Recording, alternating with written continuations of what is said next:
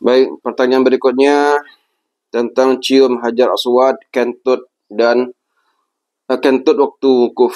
Pertanyaan, berapa kali orang yang berhaji mencium hajar aswad?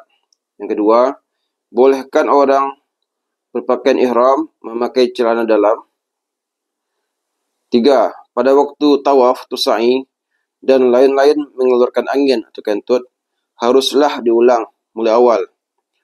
Pertanyaan dari Fakhruddin, Jalan Gatot Subroto, Malang.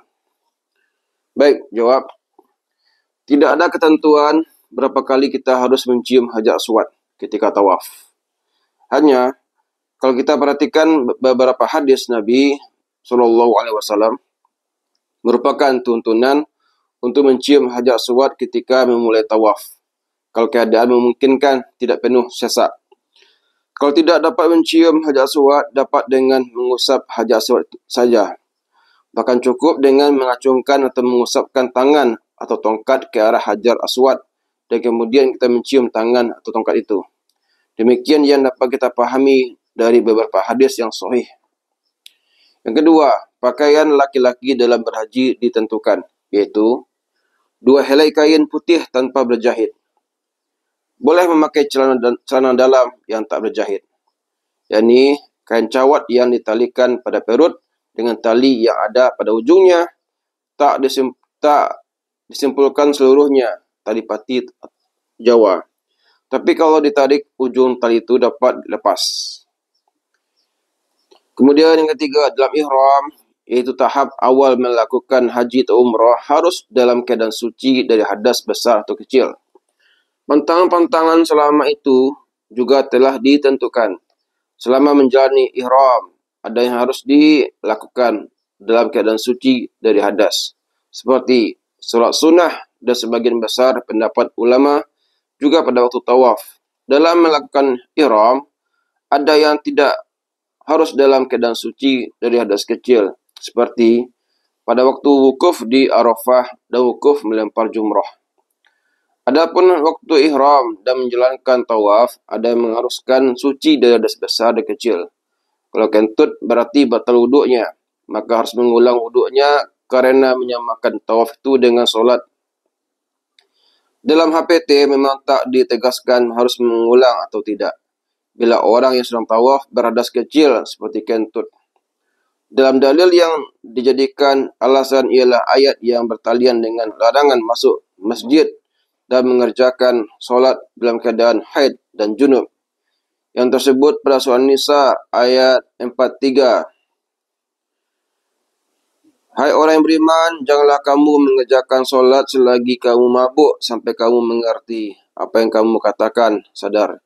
Demikian juga selagi kamu junub sehingga kamu mandi dahulu, kecuali bagi orang yang hanya lewat. Juga hadis dari Abu Dawud dari Aisyah sebagai berikut. Jadi si Aisyah radhiyallahu anha qalat qala Rasulullah sallallahu alaihi wasallam, inni la uhillul masjid li haidin wala junub.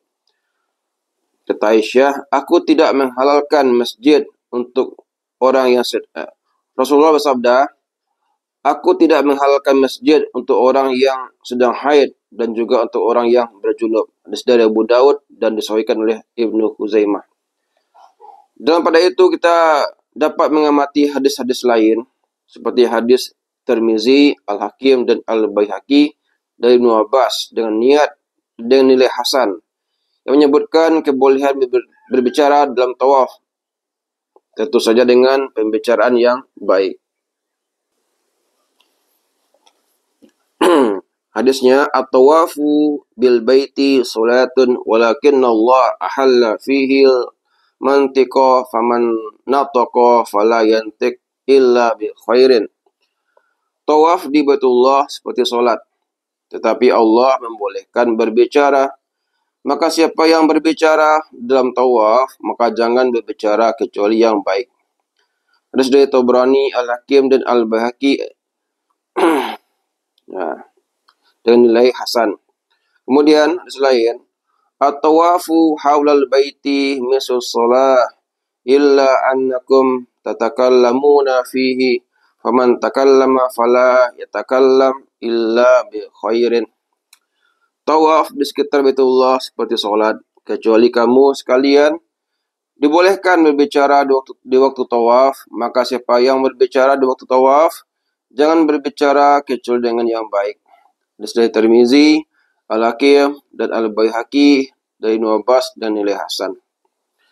Melihat hadis-hadis ini, ya, hadis dari Bukhari dan Muslim dari Aisyah yang mengatakan bahwa Nabi Shallallahu Alaihi Wasallam pertama-tama yang dilakukan ketika masuk kota Makkah adalah mengambil wudhu dan kemudian tawaf. Maka seorang yang melakukan tawaf haruslah suci dari hadas kecil maupun besar. Dan apabila batal wuduknya, maka harus wuduk lagi dan melanjutkan kekurangannya. Tidak usah mengulangi dari permulaan, karena dalam tawaf dapat diselingi dengan perbuatan lain, seperti sholat ketika ada panggilan iqamah, atau istirahat ketika merasa lelah. Sebagaimana diriwayatkan oleh Ibnu Umar dan Atha dalam Fiqhus Sunnah.